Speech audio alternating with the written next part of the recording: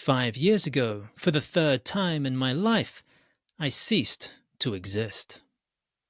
I was having a small operation and my brain was filling with anesthetic. Anesthesia is the art of turning people into objects. General anesthesia doesn't just work on your brain or on your mind, it works on your consciousness. By altering the delicate electrochemical balance within the neural circuitry inside your head, the basic ground state of what it is to be is temporarily abolished. In this process lies one of the greatest remaining mysteries in science and in philosophy too.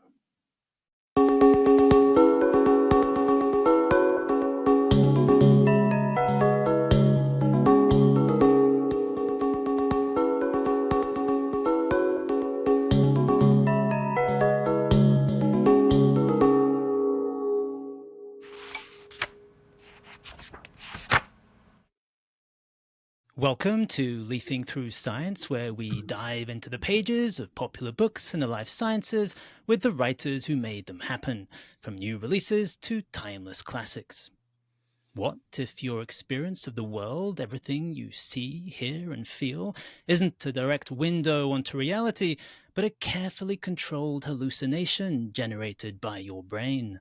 And what if your sense of self, the feeling of being you, is just another one of those hallucinations? I am your host, Hedi Young, and this week I'm delighted to welcome one of the leading voices in the science of consciousness, Professor Anil Seth. Anil's PhD took him through an unexpected but fruitful detour into artificial intelligence and robotics before a 6-year stint as a postdoc at the Neurosciences Institute in San Diego gave him the opportunity he'd long been waiting for to study consciousness head-on. There, he worked with the Nobel laureate Gerald Edelman, and for over a decade now, he's been running a lab at the University of Sussex in the south of England, where he is also director of the Sussex Centre for Consciousness Science. Anil, welcome to the podcast. Thanks, Hedi. It's a pleasure to be with you. We'll be discussing Anil's wonderful book, Being You, A New Science of Consciousness, which to me exemplifies what great science communication is all about, challenging how you see the world and your place within it, and turning much of what you thought you knew on its head. Just as it may seem that the sun is going around the earth and not the other way around, so it seems that our conscious experience is a reflection of reality rather than a construction of it. But as we'll see, things are not always what they seem, and often the truth may be just the opposite. Not long ago, life was considered just as mysterious as consciousness is today. Many believed it couldn't be explained by physical or chemical processes alone, a view called Vitalism. Prominent scientists like Pasteur supported the idea that life required a special force or spark, but over time, science showed that no such force was needed, and Vitalism has since been fully rejected. And now, researchers around the world are chipping away at the edges of consciousness, working to demystify this last remaining bastion of human exceptionalism, and to explain its properties in terms of mechanisms in the brain and body, one step at a time. So, Anil, before we dive in, I think it would be useful for our listeners if you just briefly define what we actually mean by consciousness. Yeah, I can try, but I mean, as you nicely illustrated with the example of life, definitions change along with our evolving understanding. And I expect the case with consciousness will be the same, that the definitions we have and the questions we ask will also not remain the same, and that can be a marker of progress. That said, some kind of definition is important, otherwise we end up talking about different things and everything becomes a big mess. So the definition that I tend to use comes from the philosopher Thomas Nagel. 50 years ago now, or more than 51 years ago, he had a very influential paper, kind of a mini book really, called What Is It Like to Be a Bat? And in that paper, he offered a definition which has become pretty standard. And he says, For a conscious organism, there is something it is like to be that organism. And the intuition, I think, here is that it feels like something to be me. It feels like something to be you. For any conscious system, whether it's a human being, a non-human animal, perhaps some cells in a dish, perhaps a language model in AI, though I don't think so. If these things are conscious, then it will feel like something to be that thing. I like this because it's very liberal in a sense. It doesn't define consciousness in terms of things which may be true for human beings, but not true in general. So it's not confusing consciousness with the self or with intelligence or with language. It's simply the fact that there is some kind of experiencing going on, whether it's the redness of red or the paininess of pain. Anything like that counts. That's consciousness. It's what goes away when you're under general anesthesia, is another good way to put it. And when talking about consciousness, phrases you'll hear again and again are the easy problem and the hard problem. The easy problem, though it's not actually easy at all, refers to explaining how the brain carries out specific tasks, like how we recognize a face or make a decision. And these are difficult, but in principle, they're problems we can solve by studying the brain's machinery. The deeper mystery, the hard problem, is why any of this processing is accompanied by conscious experience at all. Why should electrical signals and brain activity give rise to the blue of a summer sky or the feeling of being me? And the hard problem is exemplified by the so-called zombie thought experiment. And this is where you have a philosophical zombie, a hypothetical being that looks and behaves exactly like a conscious person, but has no inner experience. It walks, talks, and does everything you or I do, yet none of its behavior is accompanied by conscious awareness. And it raises the question, why does consciousness need to be involved in producing behavior at all?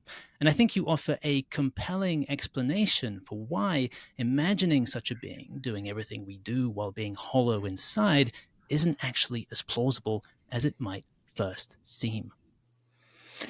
Yeah, so this you're right. The zombie thought experiment has been doing the rounds for a long time, and it's interesting, and there are different ways you can interpret it.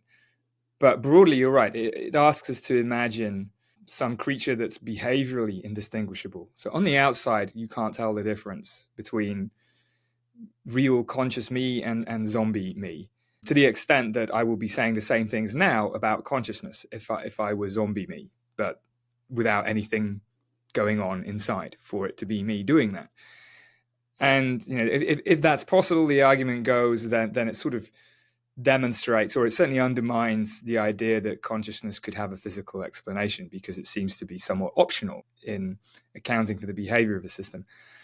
But as with many thought experiments of this kind, they're called conceivability experiments. They ask us to conceive something and then draw implications from whether this thing is conceivable. But they only work if it really is conceivable. And now, this gets into philosophical weeds about, well, what counts as being conceivable? Is it conceivable in the universe with the laws of physics as we have them, or is it like conceivable given some other laws of physics in some other universe? And I mean, I tend to think, to be interesting, it has to be conceivability like in the universe in which we live, and then it becomes very doubtful whether these zombies are indeed conceivable. It's one of these cases where the more you know about something, the less conceivable these strange possibilities are. I give the example in the book of aircraft like a Boeing 787 flying backwards. Well, in a sense, it's easy to imagine. I just imagine a plane in the air going backwards, right? Easy. But of course, it's not easy. Planes can't fly backwards, and the more you know about the laws of physics and aerodynamics, the more implausible it becomes to imagine such a thing.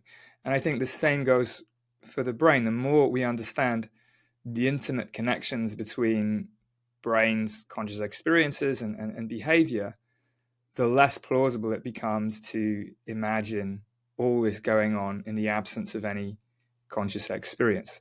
So yeah, I'm kind of unmoved by the zombie thought experiment, but many people are, and it does put pressure on. Okay, so what are these intimate connections? You know, if the implausibility of backwards flying planes is supported by a deeper understanding of aerodynamics and engineering and physics, what's the equivalent in the understanding of consciousness? Right. And in your book, you actually outline a third approach, which you call the real problem of consciousness, which goes after the hard problem indirectly, and which you argue offers the most promising path forward for a successful science of consciousness. And could you briefly outline what you mean by the real problem? Yeah, I've done this kind of cheeky thing here, basically slapping a label on what a lot of people do anyway. So I have no claim that this is new or novel, but I do think it helps to demarcate it, both as a practical strategy, even though many people have been following versions of it long before I was ever around, and also to sort of contrast with this hard problem and easy problem that you beautifully explained. So the real problem in that sense, in relation to the other problems, is a sort of a slight swerve. Instead of trying to solve this seemingly intractable mystery head on, the analogy with life again comes back. Instead of trying to find the élan vital that explains the difference between the living and the non-living, let's instead just recognize that consciousness exists, and that it has various properties. It has global properties that can be altered in things like anesthesia and sleep. And it has local properties, what we are conscious of when we are conscious, the sights and sounds and smells and so on. And within that, there's the experience of self. And if we can begin to account for these properties in terms of mechanisms in the brain and body, why is one experience the way it is and not like another experience? Why does visual experience have the character, the experiential character that it does? Then I think we make progress, and the hard problem becomes less and less salient. As we begin to in this way chip away at the hard problem, the idea that there needs to be something sort of substantive there to be explained diminishes. In the same way that as we understood more about properties of life, the motivation for looking for an élan vital, something that the vitalists wanted, that motivation just kind of dissolved. So really the strategy is to not solve the hard problem, but dissolve it. And in practice, this means focusing our theories and our experiments not always on what people can do, on cognitive function and behavior, but on what they experience, on the properties of experience itself. And that's just a sort of slight shift of emphasis that can mesh very comfortably with how a lot of people do experiments in psychology and neuroscience anyway. But we just make sure we focus on the experiential properties themselves. Yeah, so let's try to make this a bit more concrete for our listeners. So here I'm holding a yellow mug. Now, if I see a yellow mug, the real problem of consciousness is about understanding why I have the specific subjective experience of a yellow mug rather than, say, a blue mug or a yellow teapot. And what is it about the wetware inside our heads and the particular patterns of brain activity that give rise to this experience and not another? How can we explain, predict, and even control the way this conscious experience arises from the brain? Yeah, it's a good example. I mean, I've got my own mug here, which is a sort of multicolored mug, but yeah, I mean, there's a particular experience of seeing the mug, holding it, and drinking tea from it, whatever. And that's the challenge. What are the experiential properties of that experience, and how might they be accounted for? But first, I'd like to talk about this idea of measuring consciousness. So in 1870, English biologist Thomas Henry Huxley, known as Charles Darwin's bulldog, said, "I believe that we shall sooner or later arrive at a mechanical equivalent of consciousness, just as we have arrived at a mechanical equivalent of heat." And in your book, you draw an analogy with temperature and recount the story of how coming up with a reliable way to measure temperature actually helped us to understand what temperature is. And you pose an intriguing question. If we could build a reliable consciousness meter that can precisely measure levels of consciousness, might that bring us closer to understanding the nature of consciousness itself? But before we get into the progress that's been made on this front, I just want to highlight an important point you make, which is that being conscious and being awake aren't always one and the same. For instance, when you're dreaming, you're clearly asleep, but you're still able to have vivid, often complex conscious experiences. And you also point out that consciousness seems to depend not on the whole brain, but on how specific parts of the brain speak to each other. Yeah, so this analogy with temperature is kind of interesting. We've talked about two historical parallels now. One is life and one is heat and thermometry, temperature. And they're both illuminating, but in different ways. So life is illuminating because it sort of suggests that things that were mysterious need not always be mysterious. And the heat example is interesting because it really showcases the value of being able to measure something. But the case of heat, there's a wonderful book, by the way, called Inventing Temperature by Ha-Seok Chang, which I highly recommend to everybody listening, as a wonderful account in this period in the history of philosophy of science that made a big impact on me when I was writing Being You. But of course, heat turned out to be one thing, right? The mean molecular kinetic energy of atoms and molecules, of the stuff. And that's what heat is. And once you know that, it's kind of the end of the story, right? Then you can have thermodynamics, you can have everything. But there's this very, very straightforward reduction from heat to another physical quantity. It's not clear that consciousness will turn out that way, that it will be unidimensional in that sense. Life did not turn out that way. As much as we understand about life now, it doesn't seem that we'll get to the stage where we have like a measure of how alive something is on a scale from like minus 270 to plus whatever, right? It's not going to turn out that way. Doesn't mean we understand it less. It just means it's not that kind of thing. So I do think there's a lot of value in trying to measure how conscious somebody or something is. But I suspect that it's not going to follow the same trajectory that we followed in the history of thermometry and heat.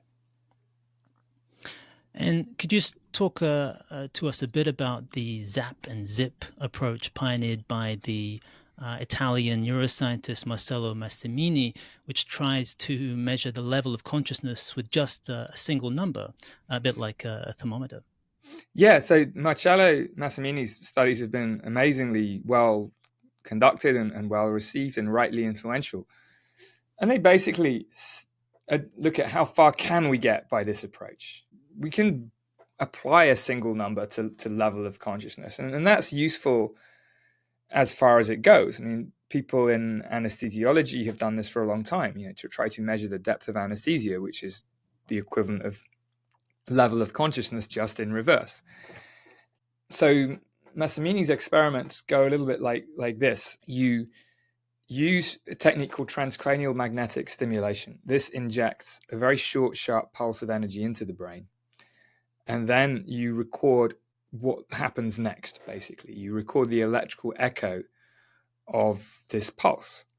And the more complex this echo is, the more it bounces around the brain over a long period of time, the higher the number. It's called the perturbation complexity index.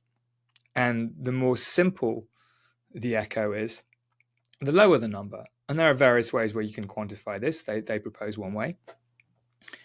And that gives you a very approximate single number measure of level of consciousness.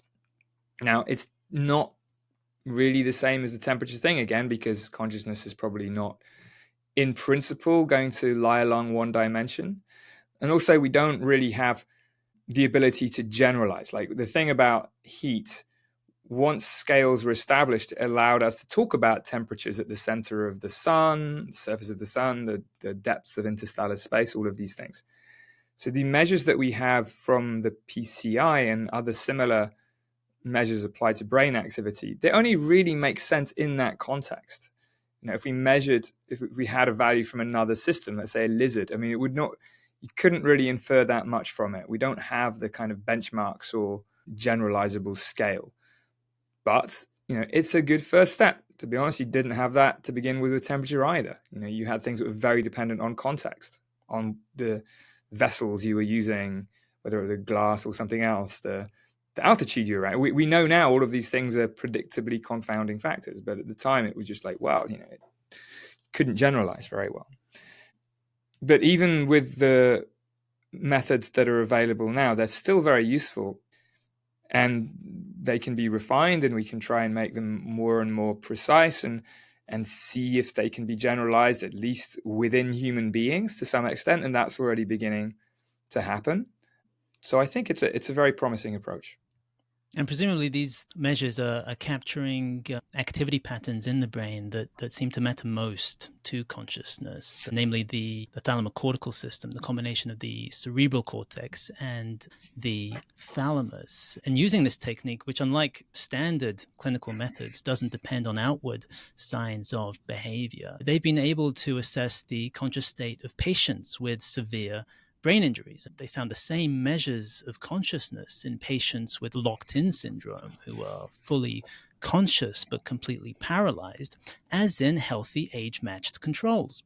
And in your own research group, you've been developing similar methods to assessing levels of consciousness, only, as you put it, zipping without the zapping.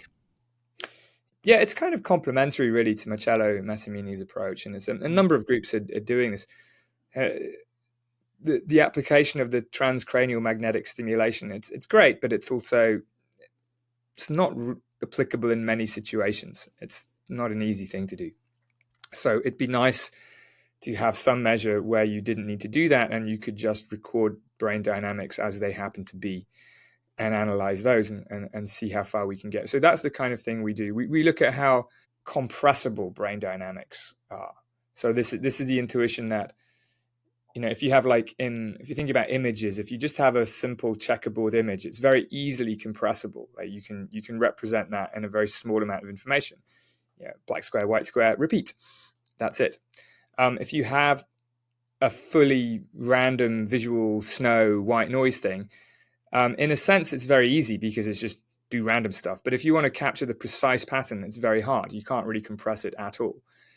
So there are various measures which track compressibility in this sense. And if you apply those to the brain, to neurophysiological data, you get measures which also do quite well in tracking global conscious level. Now, they're a bit less reliable, I think, because when you apply a stimulus like transcranial magnetic stimulation, you're kind of forcing the brain in a particular way, and that can, you're sort of less susceptible to whatever the pre-measurement context might have been. But it's still clear that you can do a lot with this simpler method. But I think, in my group right now, I've got a number of students and colleagues looking at this way of doing it, because these measures tend to sometimes behave a bit strangely. They may be influenced by other things unrelated to consciousness. So the state of things now, at least as far as I understand them, is there's a lot of candidate measures of this kind. We've looked at a few, but there's loads out there.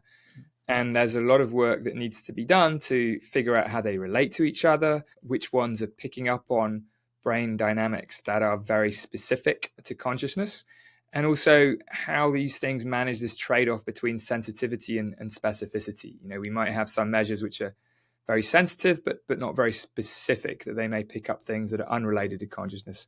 We might have measures, on the other hand, that are the opposite, that are very tightly focused on consciousness, but might miss it in some cases when it's actually there. Yeah. So I was surprised to see that your measure of conscious level during REM sleep, when we're dreaming, was about the same as during normal wakefulness. And I was wondering, could it be that the inner movie we all experience when we're awake, the images we see but not with our eyes, the sounds we hear but not with our ears, is simply dialed up during dreams? And even though the external movie, what's actually coming in through our senses, is switched off, we still arrive at a similar measure of consciousness. Well, I mean, I think the parallel is very deep. I must admit, I kind of resist the metaphor of the movie because it tends to encourage the idea that there's somebody in my head watching this movie when, that's just not the case, right?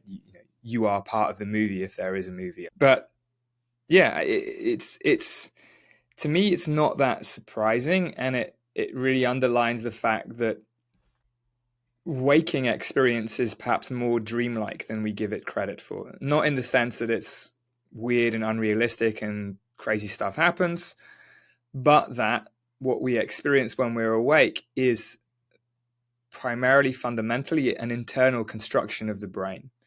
It's not a passive window out onto objective reality.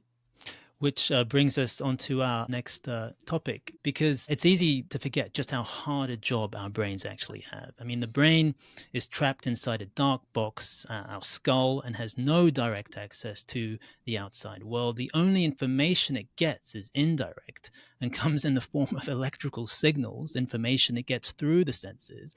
And from these signals alone, the brain has to figure out what's out there, what we see, hear, and feel. And if we take this yellow mug I'm holding, the common sense, or how things seem, view of perception is that it works from the bottom up. Light waves bounce off the mug, enter the eyes, and get converted into electrical signals, which are then processed by the brain. And first, the brain detects basic features like brightness and edges. Later, it pieces together more complex shapes until it recognizes the object as a mug. But in your book, you describe a very different picture of perception. You argue that what we see, hear, and feel are not the sensory inputs themselves, but rather the brain's best guesses about the causes of these sensory inputs. And these guesses are constantly being updated as new data comes in. And if we follow this idea to its full conclusion, we realize that our experience of the world is more like a controlled hallucination, as you put it, a kind of waking dream shaped by both sensory input and the brain's prior expectations. So what's actually happening, Anil, in our brains when we look at this yellow mug, for example? Well, I think you summarize it very well already. I mean, it's an old-ish view, frankly, that goes back to Hermann von Helmholtz in the late 19th century, arguably back to Kant and perhaps Plato.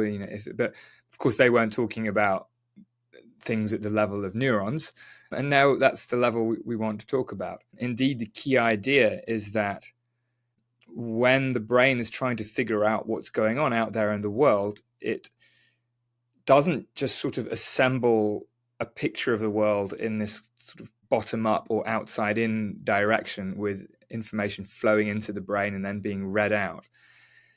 The claim here is that the brain is solving a problem of inference. It's trying to combine the sensory signals with its prior expectations about what's happening. And the sensory signals really then serve to update these expectations to keep them geared to the world. So the brain is, in this sense, it's trying to figure out what is the most likely cause of the noisy and ambiguous sensory signals that it gets. And then comes the question of how brains actually do this in practice. And now this is the idea that brains have encoded in their structure something called a generative model. A generative model is basically a kind of model of how the world and the body works in terms of how it generates sensory signals, or how stuff going on within the world and body generates sensory signals. And that can be used to generate predictions about the sensory signals that the brain expects to get. Then those predictions can be compared with actual incoming sensory information.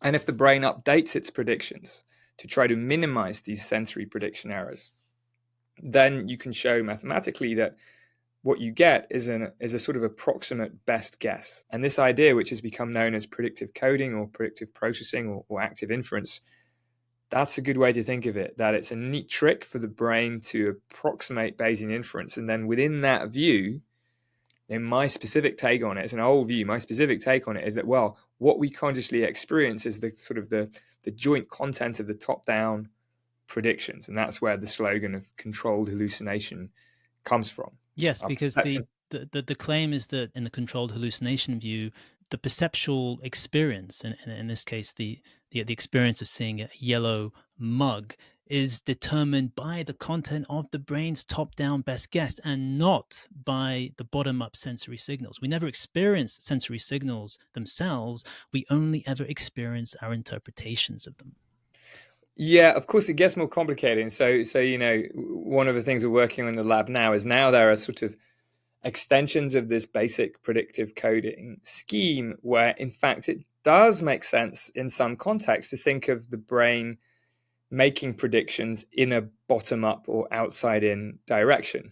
And so what we're currently doing in my group, one of the projects, is can we make sense of that both computationally and experimentally? So a good intuitive example is, you walk into a supermarket and you immediately experience the fact that you're in a supermarket very quickly, before you've kind of noticed all the details about who the people are, how many people there are, and what's on the shelves and so on. So you have this very rapid, we call it gist perception of what's going on. You see the wood before you see the trees. And this is hard to reconcile with this basic predictive coding controlled hallucination view, which takes some time. You have to have this back and forth between prediction and prediction error.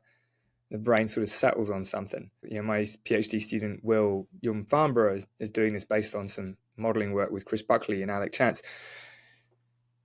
We're working with the idea that the brain can, in some cases, learn to map directly from sensory data to a Bayesian best guess. And it can do this when situations are relatively stable. So it can basically learn shortcuts.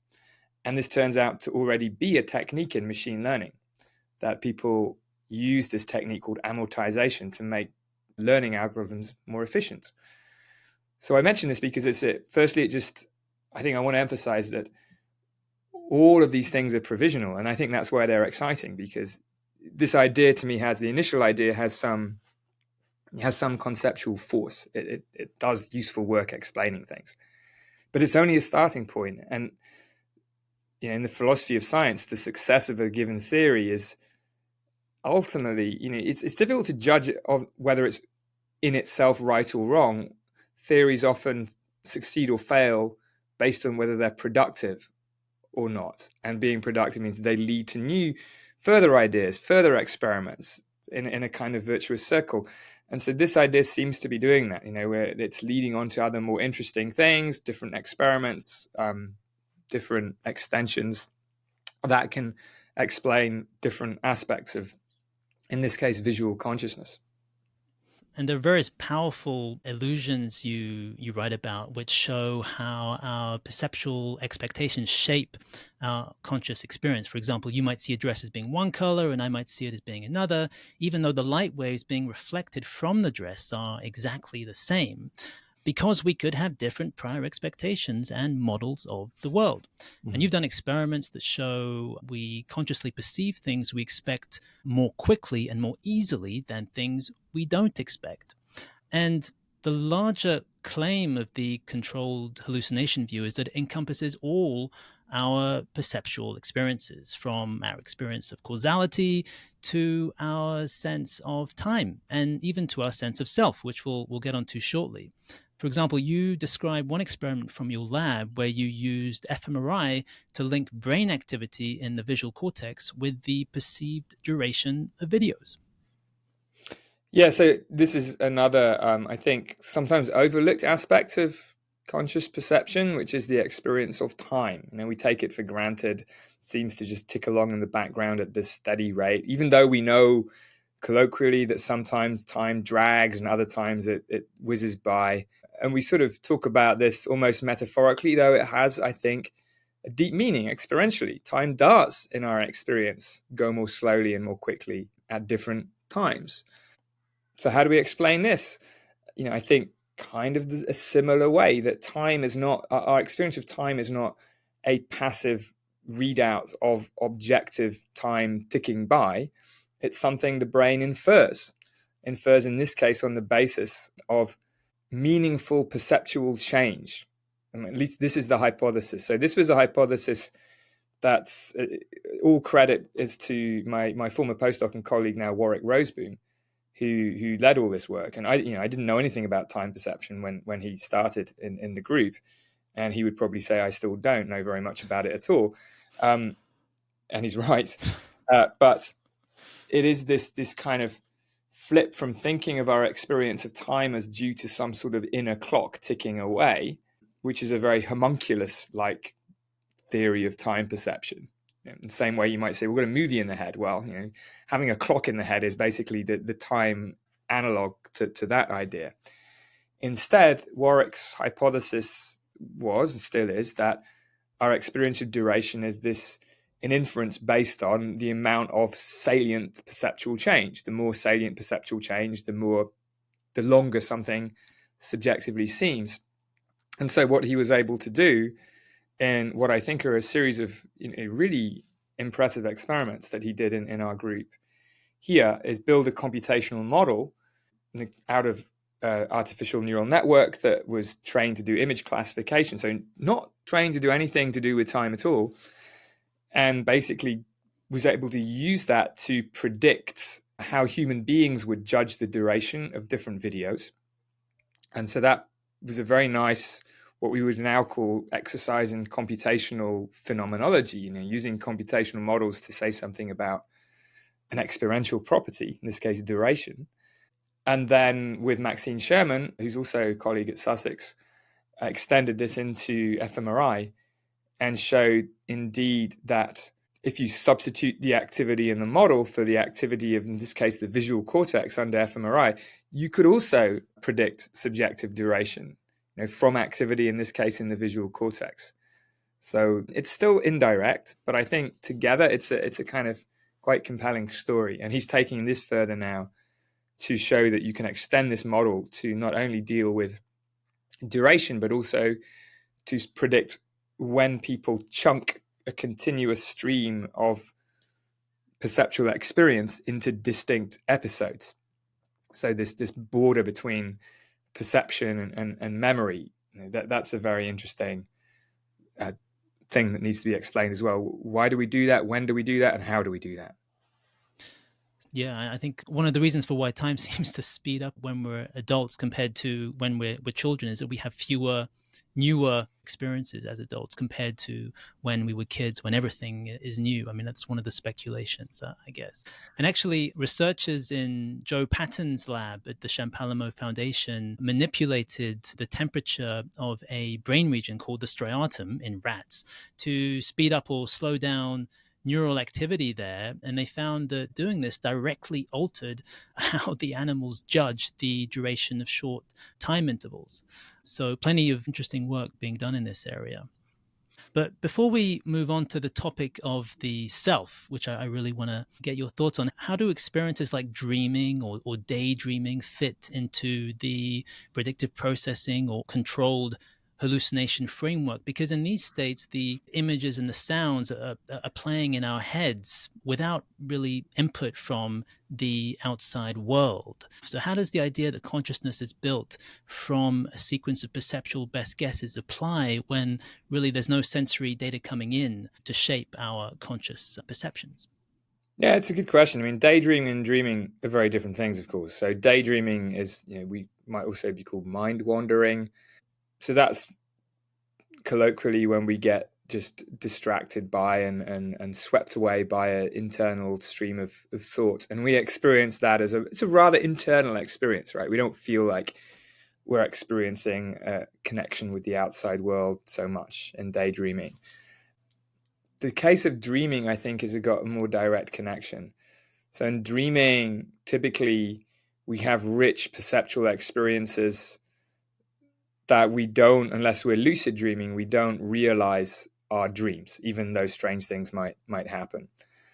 So one level you can think of this as, well, okay, it's in terms of predictive processing, it's the brain is still making a bunch of predictions about sensory signals, but it's not getting any sensory signal to update and calibrate these predictions.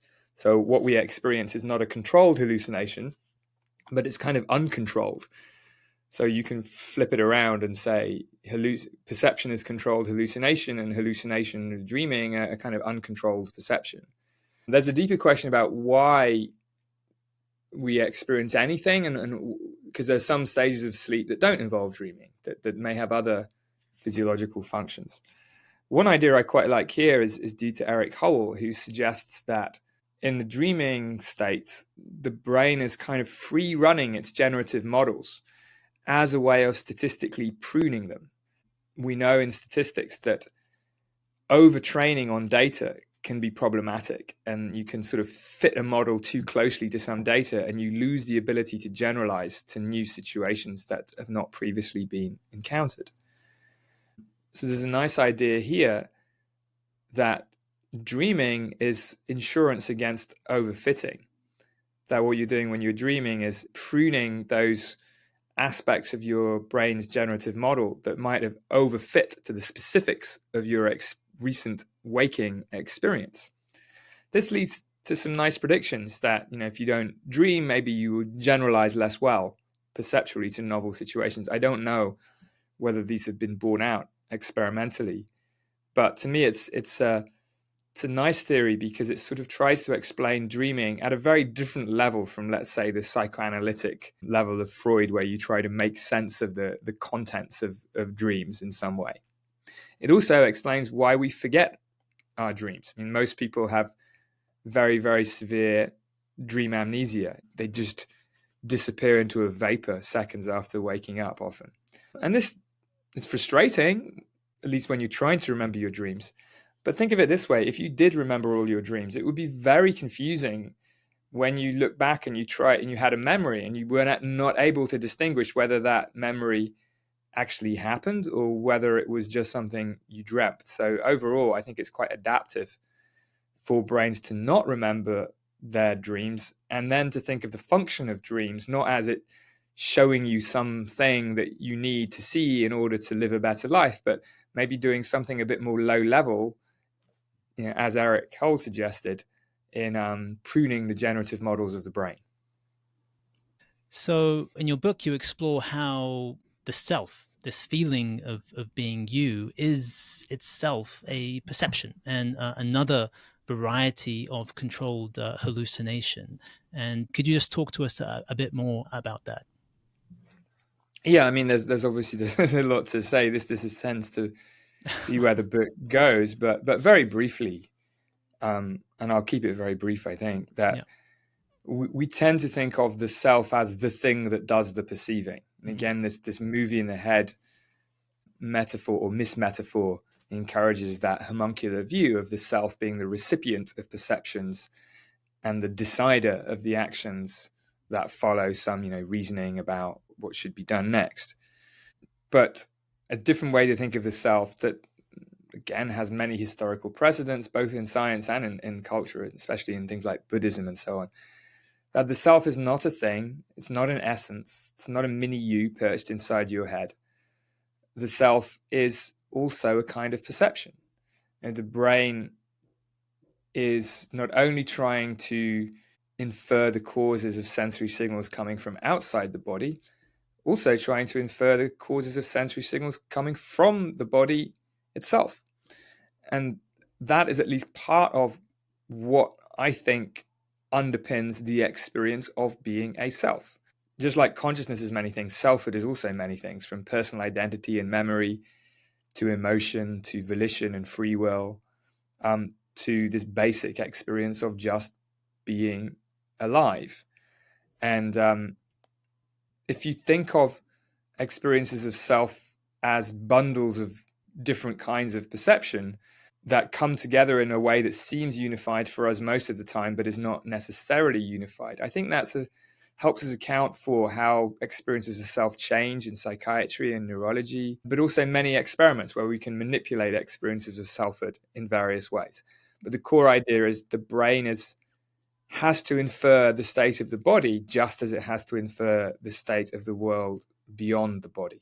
Yeah, and just as the brain seamlessly unifies sights, sounds, and smells into a single conscious experience, so that the color and shape of a yellow mug become a single object, so it brings together our different selves, as you say, into a unified sense of being you. But of course, this sense of unity can unravel. For instance, the narrative self, shaped by our personal history and memories, may erode or vanish in conditions like dementia or amnesia, while the volitional self, our sense of agency and intention, can break down in disorders such as schizophrenia or alien hand syndrome, where individuals feel disconnected from their own intentions or actions. And interestingly, emotions also seem to play a key role in holding the self together. For example, in Cotard syndrome, not sure if I pronounced that right, which you mentioned, where emotional processing is thought to be disrupted, people may believe they are dead or even no longer exist. And you explained that emotions and moods are forms of conscious content deeply rooted in the body, because unlike perceptions of the outside world, they're internally driven. And the idea that you put forward is that emotions are essentially top down perceptual best guesses about signals coming from within, from the body's internal state and the causes behind it. And these guesses play a vital role in regulating key physiological variables like body temperature and blood sugar, helping to keep the body in balance. And this importance of the body in perception brings us to your beast machine theory of consciousness. Yeah, thank you. And again, you've done a great job of summarizing what I think and what's in the book. So very little left for me to do, which is great. I mean, absolutely right. I would just say that these ideas are actually very similar to Antonio Damasio's, who's a very well-known Portuguese neuroscientist. Although I sort of tell the story in terms of predictive coding, which is something a bit different. And this does lead to this key point that you rightly mentioned, that one key difference between what I call interoceptive inference, so the idea of the brain making predictions about the internal state of the body, and exteroceptive inference, vision, sounds, all these things that are about the world, is that the interoceptive case emphasizes control and regulation. There are two important things here. One is that this is really the primary duty of having a brain. Now, people will say, well, why do things have brains? It's not to do neuroscience. It may not even be to move, although that's arguable. I think movement, the ability of an organism to move, is strongly correlated with presence of a brain. But there's a more fundamental duty even than moving, which is keeping the body alive. That is the fundamental imperative of any living organism, is to keep on living.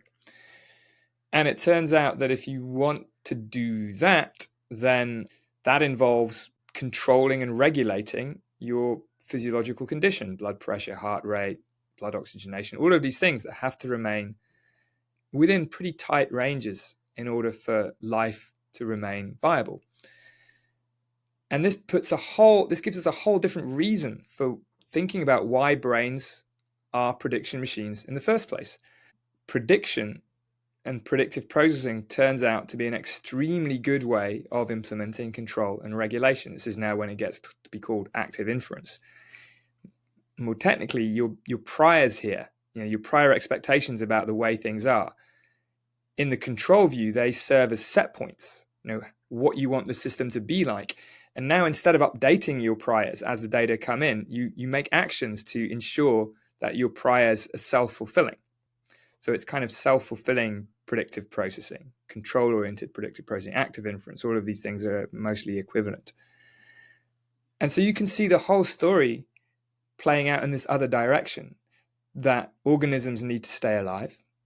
Staying alive needs physiological regulation.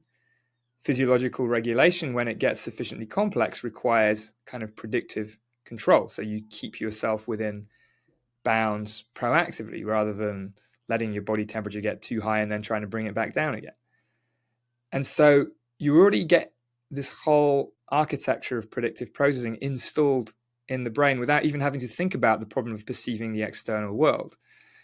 And that's really the story that I tell in the book, that in fact, it's another flip. Not only do we see the world from the inside out rather than the outside in, but the reason we see the world at all is because of this predictive machinery that operates moment to moment, developed and evolved in the context of control and regulation of the living body. We experience the world and the self with, through, and because of our living bodies. That's the claim of the beast machine idea in the book.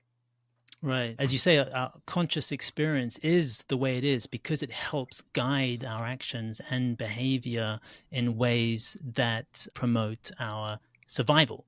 And even though this conscious experience is shaped by the brain's internal models of the world, it's crucial that we don't experience the models as models, but that we experience them as reality itself. And you say that the conscious experience of self and volition, the feeling that I'm doing what I want to do and that I could have done otherwise, serves an important function. It helps to flag up instances of voluntary behavior so that we can then pay attention to their consequences and adjust our actions as needed in the future to better achieve our goals and to survive. And in the final part of your book, you talk about whether machines can be conscious. And you discuss the idea of functionalism, which is that consciousness doesn't depend on what a system is made of, whether neurons or silicon, but only on what the system does. If a system transforms inputs into outputs in the right way, there will be consciousness. But this is a view that you are skeptical of. Yeah, I mean, this is a good place to land now. I mean, it's very, very current, right, isn't it? With the hype and the fury around AI. You know, people talk about it in terms of doomer situations. It's going to take over the world, or it's going to save the world, or some combination of both.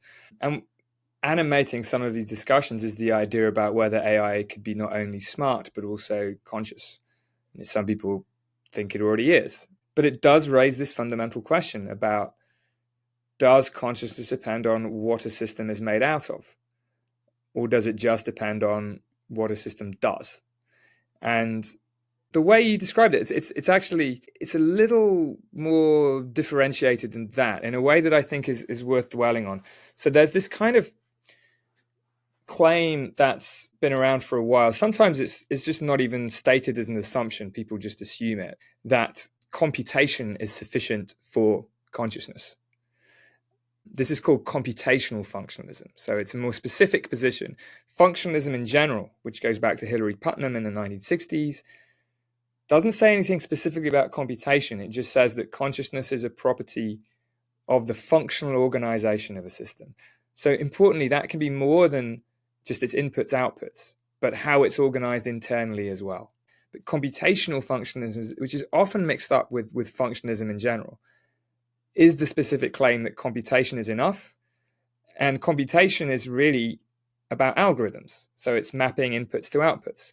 So it's a much stronger claim that if a system maps out inputs to outputs in the right way, it implements the right kinds of computations, then it's conscious. That's the only reason we might expect AI to be conscious, is if computation of the right kind is enough. And I'm kind of skeptical of this. And I'm skeptical of it for all sorts of reasons, but fundamentally they come down to what we were just saying, that I think the right way to think about brains is as deeply embodied organs that are fundamentally related to, involved in this business of keeping the body alive. And through that lens, they're very different from any kind of computer. I mean, a key insight here is that in computers, the reason computation is so powerful is that there's a sharp separation between software and hardware. Now, you can run different programs on the same computer or the same program on different computers and you're fine. That's a constraint that was imposed on computers by human design to make them useful. Evolution had no such constraint. And if you look inside a brain, you do not see a separation between what we might call mindware and wetware. And the larger point here is it's very hard, if not impossible, to separate what brains do, their functional organization, from what they are, what they're made of, and how they're actually made up. And if you can't do that, there's much less motivation to think of the right level of description as being computational. The reason we favor computational descriptions is when we can have this separability between the role and the realizer, what something is and what it does. And if there's no such separation, then computation becomes a useful descriptive language, but it's not necessarily what the system does.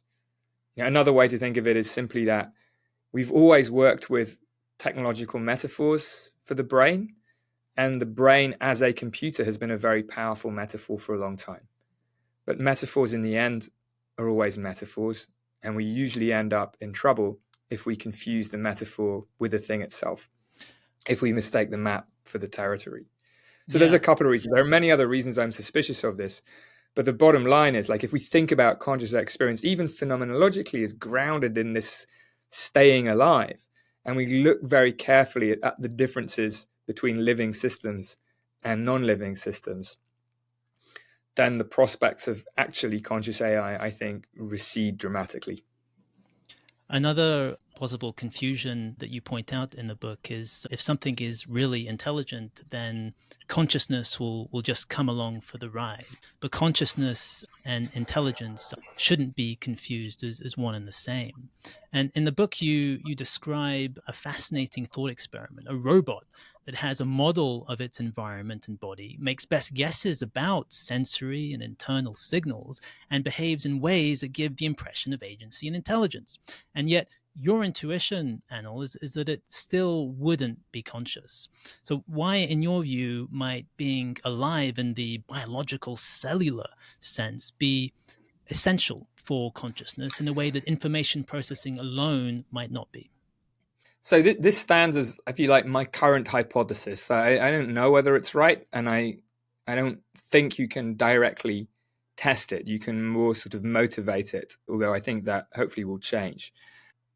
This does return us to this idea of the origin of predictive processing in physiological regulation. And we end up, when we pull on this thread long enough, we end up in the quite tricky territory of something called the free energy principle, which has been developed most prominently by Carl Friston, and very, very hard to make sense of. I struggled for a long time, still not sure I understand it.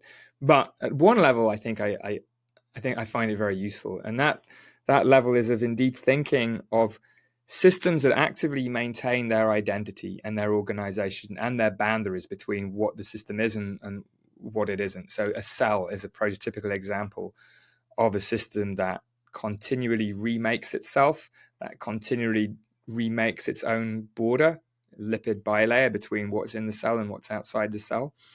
This requires the minimization of a kind of free energy. It requires the system to maintain itself out of equilibrium with its environment. So it's trying to minimize the surprisingness of the state that it finds itself in. It has to be in states it expects statistically to be in. And you can begin to draw a direct line from that to the minimization of prediction error in this broader picture of the brain as a prediction machine. And that, for me, is one motivating line, that this same fundamental process of minimization of prediction error is sort of metabolic at one level and more informational at another level, but it's the same principle running through both. And there's even interesting kind of physical and mathematical equivalences between free energy in a thermodynamic sense and free energy in an informational or variational sense. So I think there's some fascinating theoretical clues about a deep unity here. And there's also a phenomenological appeal to it too, that if we think about every conscious experience that we have, it's in some sense, it's reflecting the prospects for survival of the organism. At the core of consciousness, arguably, there's this mere sense of being alive, the feeling of being alive. And in the abstractions of information processing, you don't really have any of this. I think that's the view that you get to if you start with the thought that what's most characteristic of consciousness is some sort of rational problem solving. But I think that's a legacy of Descartes still, who famously or infamously associated consciousness with some supposedly distinctive human rational ability. But I think the more serious you are about what phenomenologically conscious experiences are like, certainly if you look beyond the human, you're going to deprioritize that kind of conscious experience as being actually rather special, contingent to the human condition. But conscious experience in general is likely to be much more tied up with these basic experiences of living. So there's a whole bunch of reasons, but it's not that I can demonstrate it to be true, or I have like 100% confidence this being right. It also doesn't mean that you have to be carbon chauvinistic. Now, there might be the relevant features might be replicable in different substrates, but perhaps not any substrate. I mean, there's so many differences between the dead sand of silicon and the active matter of biology that it'd be weird if that didn't make a difference. The fact that the difference between a machine and a living being is that the living being is composed of cells, living cells, right down to the very core. And so even a silicon beast machine would not have these fundamental life processes that apply all the way down.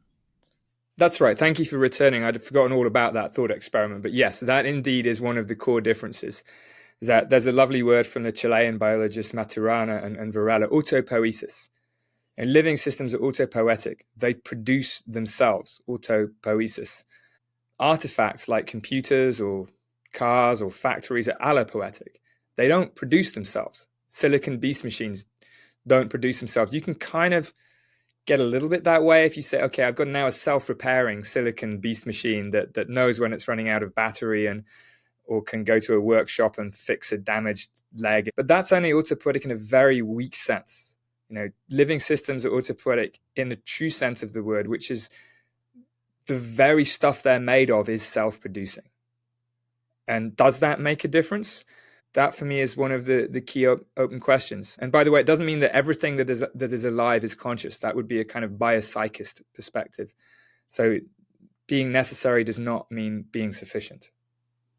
Yeah, because it's easy to forget, but every cell in our body is constantly regenerating the conditions necessary for its own survival and integrity over time. Yeah, that's right. So I think that would be a perfect point at which to close this conversation. I strongly recommend people read the book. I thoroughly enjoyed it. Anil, how can people follow your work and learn more about it? Oh, thank you. That's very kind. Well, you just mentioned the most obvious way, which is, read the book or listen to it. It's on Audible too. That what we've been talking about has nicely, I think, described what I go into in more detail in the book. Besides that, then the easiest way is I have a website, anilseth.com, or I'm still on X for my sins with Anil K. Seth, or AK Anil Seth at Blue Sky as well. But easiest thing is just to go to the website. And we always close the episode, Anil, by asking guests to recommend a book to listeners, be it fiction or non-fiction. You've already recommended one. Do you have any others? Oh, yeah. This is a good question. I'm going to recommend two. I hope that's all right. Sure. So the first one is an old book, but it still rewards reading. It's Daniel Dennett's Consciousness Explained. Many people listening may have read it. I read it when it was nearly new, when I was just starting out as an undergrad in the early 90s.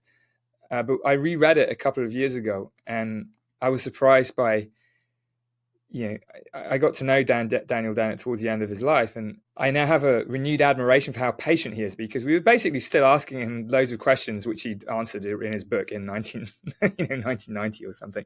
It's still a very relevant book to read. It's still very prescient. I mean, there are some parts where things have gone off in different directions, but even those are very interesting. So I highly recommend Consciousness Explained.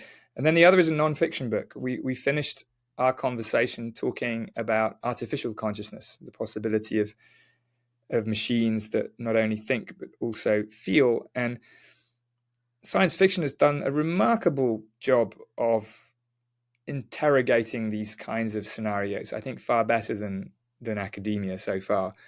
And I could give many, many examples, but the one I would really recommend is a book by Katsuo Ishiguro, British Japanese novelist, and it's called Clara and the Sun.